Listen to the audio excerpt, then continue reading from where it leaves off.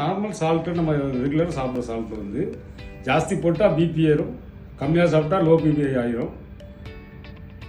ஆக்சுவலாக அது வந்து நம்ம ஹெல்த்தை ஸ்பாயில் பண்ணுறது. எல்லாரும் இப்போ லோ சோடியம் சால்ட்டுக்காக தேடுறாங்க. லோ சோடியம் சால்ட்டு மார்க்கெட்டில் விற்கிறாங்க. அதெல்லாம் வேண்டாம், சால்ட்டே வேண்டாம். கம்ப்ளீட்டாக சால்ட் அவாய்ட் பண்ணிவிட்டு இதை சாப்பிட்டதுக்கப்புறம் எனக்கு எந்த பிரச்சனையும் இல்லை, ஹெல்த்து நல்லா இருக்குது, நான் எப்போவும் பிரிஸ்காக இருக்கிறேன். ஏன்னா நியூட்ரியன் வேல்யூ இது ஜாஸ்தி. நீங்கள் இது எக்ஸஸாக சாப்பிட்டாலுமே உங்களுக்கு ஒன்றும் ஆகுது. சால்ட் அப்படி இல்லை, எக்ஸஸாக சாப்பிட்டீங்கன்னா சைடு எஃபெக்ட் ஜாஸ்தி, பிபி ஏறும்.